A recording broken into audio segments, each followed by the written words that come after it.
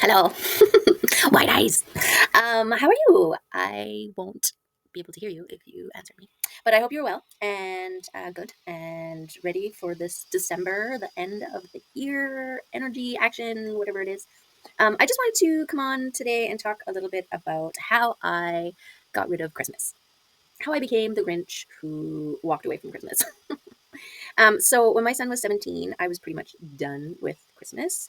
Um, it's always been super hard on me being single mom, single income, and the family, we would always do family stuff, and then getting gifts for everybody, and then the family too that I was spending my Christmas with, gratefully. It's just a lot of work. They're very very gifty people, and so it there was a lot of obligation, self-inflicted obligation, but like if somebody's getting you a ridiculous amount of gifts, you feel like you need to kind of give back a lot of gifts. I don't know. Anyways, I always ended up spending too much money, and then I'd go into the year just with the stress of everything because my I'm more of like a seasonal celebrity, and so January and February are always just like a snug couple months, um, especially after Christmas, right? Like that wasn't serving me. So there was that. Also, my mom moved away like 12, 13 years ago. And we used to do like Christmas Eve with her, Christmas Day with the other family, my son's dad and his mom. And then the next year we do Christmas Eve there, and then do Christmas Eve dinner over there. Anyways, we were doing the swappy because it's always about fairness and stuff like that. But then after my mom moved away, it was just we were just always doing Christmas with the baby daddy and his mom, and fam. And that was really an important thing, especially for me, to make sure that my son had access to and that he had both of his parents. And our co-parenting situation was one that we could do that kind of thing, get together and have the family together, as far as like my son having his parents together for the holidays. Um, but yeah, by 17, I was so done with just the Christmas habaloo and the just the amount of people, like the amount of money people spend on gifts.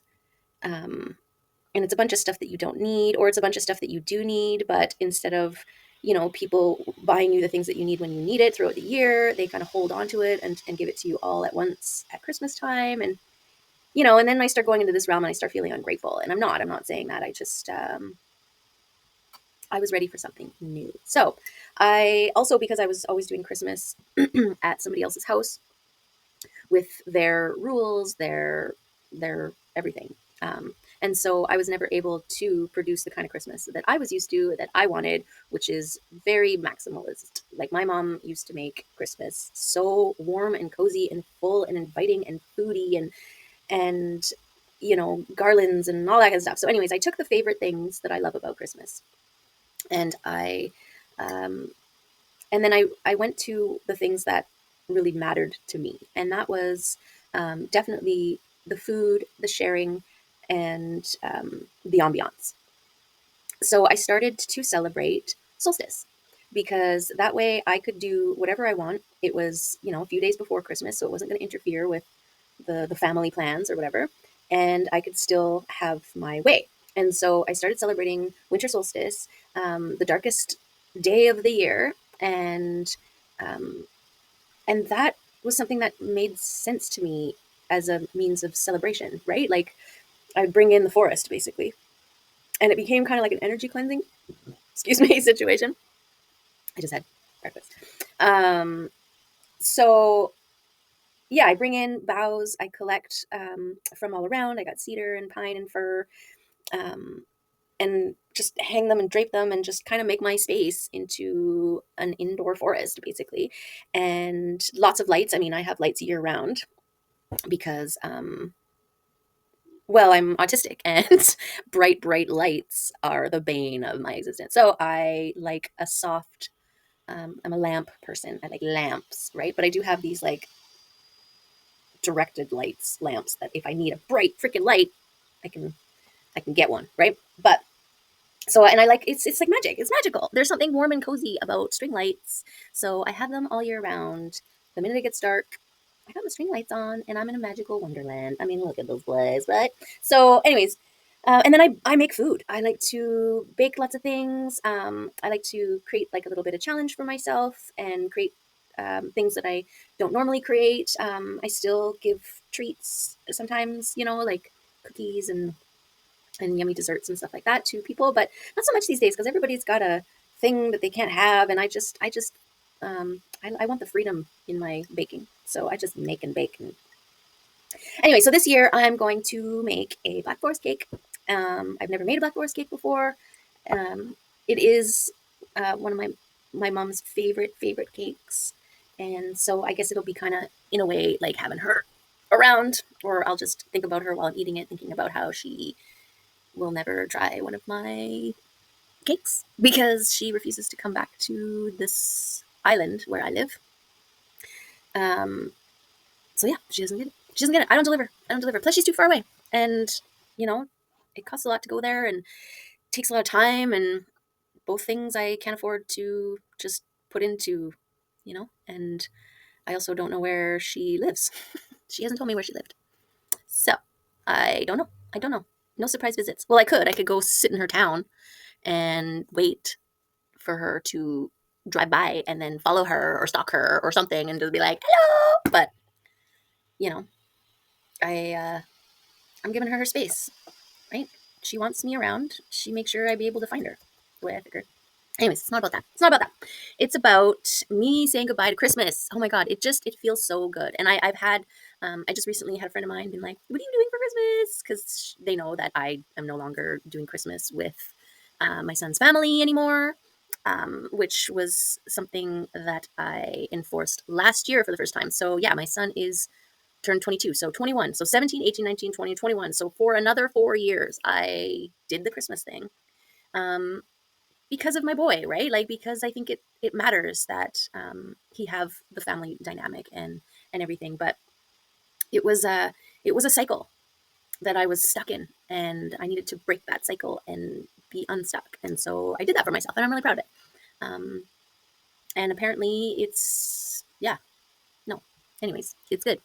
So, anyways, yeah, I had a friend of mine. She's like, "Do you want to? You can come over and join us for our turkey dinner or whatever." And I was like, "No, I don't want to do that. I don't also I think these holidays, right, where like a whole excessive amount of turkeys are slaughtered because it's the time of year where you're supposed to eat turkey, like stuff like that. I'm not into that. I don't supposed to nothing. I don't want to supposed to nothing. I just want to just do what I want to do.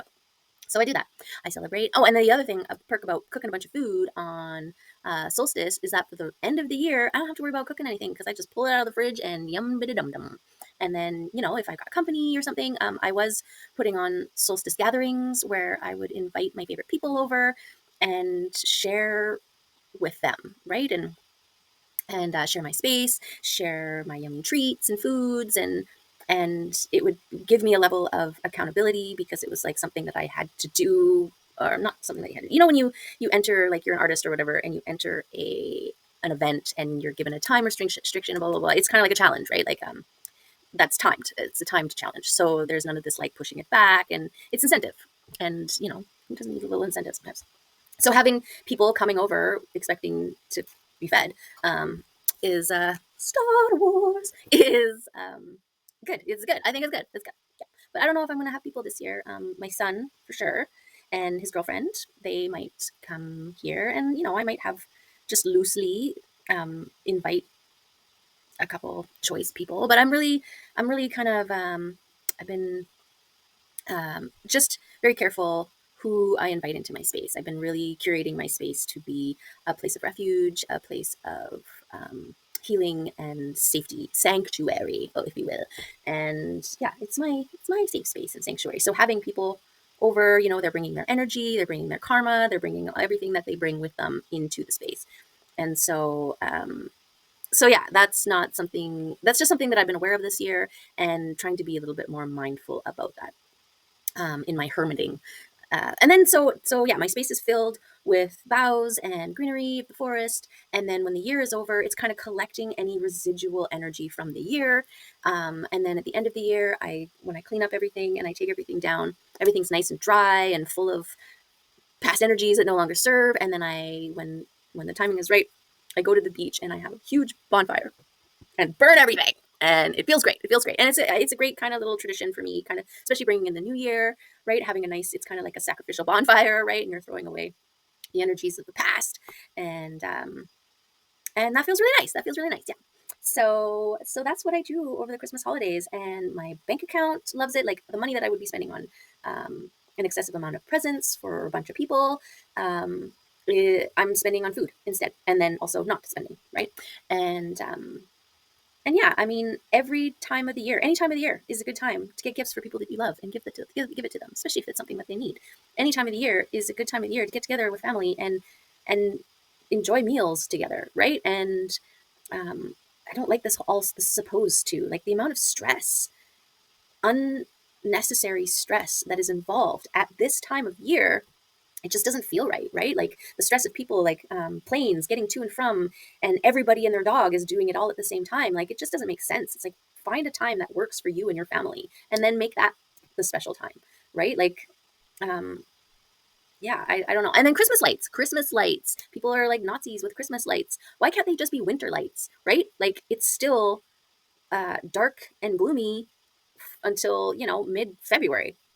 So why can't you just have these beautiful, bright, colorful lights that make everything a little bit brighter and less gloomy?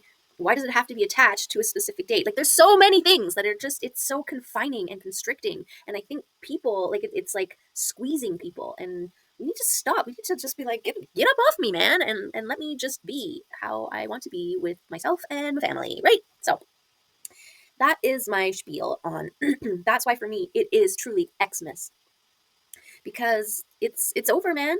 Time to move on from that. Um, Santa coming down the chimney, some creeper coming into your home, knowing when you're good or bad or sleeping and not. Like, don't be looking at me. What are you be doing, right? So, what's this pop up? My McPhee. So yeah, if you have been feeling a way about Christmas for a while, which you probably have, um, it's okay. This is your permission slip from some rando on the internet to try something new. Try something new. But yeah, the solstice makes so much sense. Just it being the shortest day of the year, right? Like it's dark more than it's light that day. That seems like a good time to be inside with lots of food, with lots of light, with lots of warmth, just being grateful and being able to share, being grateful that you have a warm, safe, cozy place to be, and share when you can, right? Like give when you can, but not just this time of year. Like give whenever you can. Don't hold out and just do it when everybody else is doing it at a certain time of the year. Ugh, it bugs me. Same with Thanksgiving, and well, Thanksgiving is a whole other thing. Like what it rests on. It was kind of like, um, isn't it something to do with genocide and stuff, right? Like the colon colonials no, what the heck is that word? What are they? Not commoners, I thought about it too hard, now it's gone. You know who I'm talking about, those people who came in and threw a big feast, and they probably poisoned the freaking family and killed them, but that's not the part we get to hear. And so it almost feels like by going along with this thing, even though it's attached to horrific whatever, it's almost like we are voting for it or saying that it's okay, uh, every time we follow along, right? I don't know. I have a rebellious sort of spirit. And so when somebody's like, we just do this because everybody does it, that's not me. I'm like, why? Give me a good damn reason and help me understand why everybody does this. And if it makes sense then to me, then I will do it. It used to drive my mom crazy. I'm sure it still does on some level, how non-traditional I am. Like, just because you and your mom and your mom's mom has done it for years, that doesn't mean that I have to, right? And it actually reminds me of the story. So um, the story is, one day my generation was cooking with like a ham for whatever with their mom, and the mom always cut a piece of the ham off, the end of the ham off, and before they stuck it in and roasted it. And that generation was like, well, why do you do that? And she was like, well, because my mom always did that. And they were like, well, why did grandma always do that? And so she calls grandma and is like, hey mom, why you always cut the end of the ham off or whatever? And grandma says, well, because back in my time the ovens weren't big enough, and so we had to cut a piece off so that it would fit in the oven. And in that moment, realizing that they were doing a tradition that was irrelevant. Like, our stoves are bigger now, we could fit a whole ham, we don't need to cut that off anymore just because mom used to do it and grandma used to do it. Like, it's an irrelevant step, it's an unnecessary step, it's not affecting flavor, it's not, like, you don't have to do, like, if you want to cut and make it a certain size or shape, like, go for it. But just doing it that way just because the generation before did it, um now if it made sense, if it was something like, oh, well, the heat will penetrate and make it extra juicy, well, that sounds like, yeah, let's cut this freaking thing, right? But so anyways, there's that. And what was I talking about? Ancestral rebellion, asking questions, just figuring out why people are doing what they're doing, and why am I continuing to do that. And another example was like the fairy, or the those old songs, nursery rhymes, or yeah, I guess they're nursery rhymes, like ring around the rosy, pocket full of posy, husha, husha, we all fall down, right? I grew up with that, and my mom grew up with that, and it was something my mom would sing with me, and I would sing with her, and it was something that we had. And then when my son was born, and I am now an adult, and I researched the heck out of those things and discovered that a lot of them are based on horrific things like the plague. The ring around the rosy was how you could recognize that you had the plague, okay? Because it would be like a rosha um, spot, and then there would be a ring around it. Okay, pocket full of posies. Posies was a smelling herb that you keep in your pocket because the smell of rotting bodies and plague was everywhere. Um, Hasha hasha was you keep your mouth shut because people are dying, and we all fall down because everybody died. Everybody was dead. Like, and then we're repeating this on a loop. And then you think about, like, what do you call that? Mantras. Mantra is repeating a phrase over and over again to manifest it, to make it real. It's like a belief rewiring thing, okay? And so you apply that to these old outdated songs about plagues and death and whatever, and we're just like, oh, well, we did it, and their mom did it, and so we just keep it. No, no. So anyways, I was a hard no on, I'm not making sure that I teach my kid that. He doesn't need to know that. He can live his life never knowing that. And she was just so, she just didn't understand. She was just like, no, we need to, because that's a thing and tradition, and when we were kids and all that kind of stuff. And so the only way I could handle that was like, you can do that with him all you want. Like, if you want to teach him those songs and you want to sing those songs with him, go for it. I'm not going to do anything except let him know what it's about and let him make his own choices. But right, like, you can have your relationship with your grandson if that's how you want to do. Anyways, pick your battles. But my point is to have a better understanding about what traditions we are carrying forward and how they are serving for the greater good. If it's not harming anybody, if you love Christmas and it fills you with joy, and you're not getting stressed, and you're not worrying about money, and all of those stressors that are included, um, then go for it. Like, there's no judgment here at all on my part. You do what you got to do what makes you feel good, and do what works, period. But for me, it doesn't work. And so, and I feel like, celebrating the solstice, it kind of covers all the best things about Christmas. And that's exactly how it started, right? Because I wasn't allowed to um, do the things that I wanted to do in my Christmas environment. Um, I kind of made up for it with solstice. It was an open time for me to jump on. And now it just makes so much sense on all the levels. And so yeah, I celebrate winter solstice. And if you want to think about it too, like paganism, I guess that's a pagan thing. I'm not saying or declaring that I am pagan, but I am aware that when introducing a new tradition or religion, and that you want the masses to follow, you incorporate um, a lot of the essence of a neighboring religion, so that it's easier for people to convert, right? So if solstice was a pagan thing, they're carrying forward a lot of the essence of that pagan religion of like decorating trees or your space with boughs and preparing food and feasting and celebrating and stuff like that, right? Like that's the part that people love, and they just like tacked it on. But then they included Santa and whatever his deal is. I don't know. As far as I could find, um, there's something to do with the Amanita muscara, and I think there were, now where is it? Somewhere in like Slavic or, okay, don't quote me on it. I get the essence of things. That's how I remember anything. So you'll have to Google it on your own.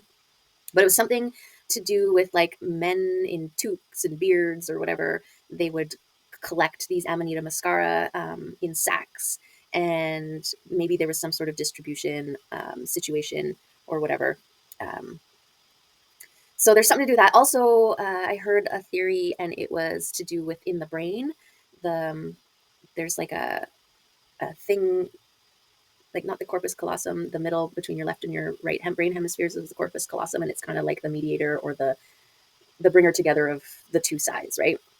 But there's a part in there that it's something claws, um, and it's almost like a chimney, and then there's this like with your energy or because we have that sacred oil um, that we could bring down that your pineal gland creates, and you can bring it down the chimney, and then something about your kundalini bringing it back up again, and then you reach a new state of like enlightenment, or there's stuff like that. But um, yeah, the chimney idea and the claws, something to do with clauses or clauses or something like that internally.